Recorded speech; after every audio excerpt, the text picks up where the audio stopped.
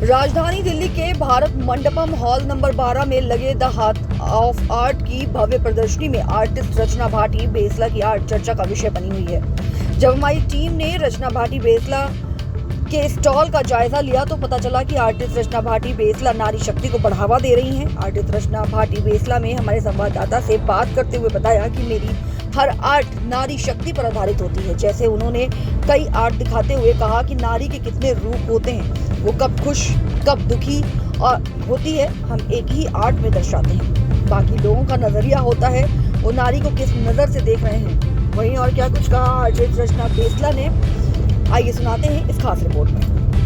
इसकी सरकार नारी शक्ति पर बड़ा काम करती है और नारी शक्ति को लेकर कई पोस्टर्स भी देखे जाते हैं। इसी बीच दिल्ली के भारत मंडपम हॉल नंबर 12 में नारी शक्ति पर ही ऐसी ही कुछ तस्वीरें देखने को मिल रही हैं। इस आर्ट में हमारे साथ रचना बेसला जी हैं, जिन्होंने प्यारी प्यारी जो है अपनी कला से आर्ट बना रखी हैं। ये तस्वीर आप देख सकते हैं। एक नीचे तस्वीर दिखाऊंगा मैं कैमरा से, कहूँगा कि देखिए कितनी सुंदर जो साड़ी दिखाई दे रही है, उसके बाद उसके पीछे जो कलर है रेड कलर का, मतलब एक सुंदर तरीके से नारी शक्ति को प्रदर्शन करने के लिए तमाम ऐसी तस्वीरें देखी जा रही हैं। हमारे साथ रचना जी हैं। मैम, यहाँ आर्ट में आपका भी एक स्टॉल लगा हुआ है, क्या कुछ कहेंगी? ये जो तस्वीरें हैं, जो आर्ट देखी जा रही है, इसके लिए क्या कुछ कहेंगे? सबसे ज़्यादा किस पर आपको आधारित? नमस्कार, मैं रचना भाटी बेसला। मेरा काम ज़्यादातर वुमेन के ऊपर है। जैसे कि आप देख सकते हैं, ये पेंटिंग मेरी अमेरिकन सेंटर से अवॉर्डेड है। इस पेंटिंग में मैंने दर्शाया है कि कैसे गर्भ में बच्चे को मार दिया जाता है तो उसको कैसे रोकना है। ये मेरी पेंटिंग जनी पेंटिंग का नाम है। क्यों, आप कैसे देखना चाहते हैं, आप जो बिना परेशानी वाला चेहरा भी है और परेशानी वाला चेहरा भी है, तो आप एक औरत को किस तरीके से देखना चाहती हैं, वो मैंने दर्शाया है। यहीं ऐसे ही ये पेंटिंग है, इसका नाम है कल्पतरू, जो विशिंग ट्री है कि लोग विशेस मांग रहे हैं। और ये पेंटिंग है प्रतिछाया कि एक औरत की ये छाया है। अब इससे आप कनेक्ट कर सकते हैं कि वो कौन औरत है। माँ भी हो सकती है, बेटी, बीवी, कोई भी हो सकता है। तो आप उसको कैसे देखना चाहते हैं वो मैंने दर्शाया है मैक्सिमम अपनी पेंटिंग्स में। अच्छा, इधर भी कुछ तस्वीरें देखी जा रही हैं, वो भी आप ही की हैं? वो अच्छा, सिर्फ ये चारों है।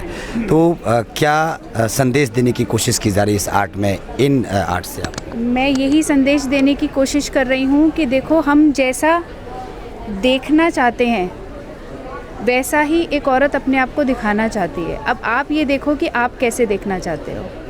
मैं वही दिखाना चाह रही हूँ कि एक औरत सब काम कर सकती है, लेकिन आपको उसको थोड़ा सा सपोर्ट करने की ज़रूरत है। मतलब आज की दौर में जिस तरीके से कदम मिलाकर कोई हस्बैंड के साथ, कोई भाई के साथ, या कोई अपने बेटे के साथ कदम से कदम मिला के आगे बढ़ रही हैं, परेशान भी है, क्योंकि आपने दो तस्वीरें दिखाई है कि भी परेशान भी है और खुश भी है, पर आपको देखना है कि वो खुश क्यों है और परेशान क्यों है। इसी आधार पर आपने ये सारी चीज़ें दर्शाई। हाँ जी। अच्छा, क्या कुछ कहेंगे दिल्ली वासियों से? आपका ये आर्ट लगा हुआ है, दिल्ली वासियों महिलाओं से, कि वो आएँ आपके आर्ट को देखें, समझें, क्या कुछ? मैं यही सबसे कहना चाहूँगी कि भारत मंडपम में सब एक जगह इकट्ठे हुए हैं, बहुत बड़े बड़े कलाकार एक जगह इकट्ठे हुए हैं। सब लोग आएँ और हमारी कला देखें और हमें अप्रिशिएट करें। चलिए, बहुत बहुत शुक्रिया आपका। तो देखा, रचना जी जुड़ी हुई थी। रचना जी ने कितनी अच्छी बात की है, कितनी प्यारी प्यारी आर्ट है। एक बात मैं राजेश जी से ही बोलूँगा, क्योंकि राजेश जी यहाँ उपस्थित है। राजेश जी, जिस तरीके से महिलाओं की बात की जा रही है, नारी शक्ति की बात की जा रही है, उसी पर आधारित एक स्टॉल भी यहाँ पर लगा हुआ है।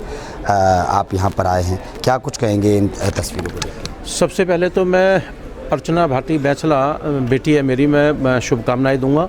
और यहाँ शुभकामनाएं मैं इसलिए नहीं दे रहा हूँ कि बेटी है, मैं इसलिए दे रहा हूँ कि एक उम्दा आर्टिस्ट है। और मैं सभी आर्टिस्ट जो अलग अलग राज्यों से यहाँ पर दिल्ली में आए हैं उनको मैं शुभकामनाएं देता हूँ और मैं उनका स्वागत भी करता हूँ, क्योंकि मूलतः मैं दिल्ली का रहने वाला हूँ। तो सभी आर्टिस्टों को मेरी शुभकामनाएं कि उन्होंने अपने आर्ट को एग्जिबिट किया है। और मैं इस आर्ट के बारे में बताना चाहूँगा कि अभी अर्चना ने बताया था कि आप महिला को जैसे देखना चाहें वैसे देख सकते हैं। तो मैं अपना विज़न बताता हूँ कि मैंने ये एक महिला है और महिला एक घूंघट में है। तो मैं ये देख रहा हूँ कि महिला को जो है ना, आपको चेहरा देखने की ज़रूरत नहीं है। वो घूंघट में है कि आप वो खुले चेहरे पर है, ये महत्वपूर्ण नहीं है।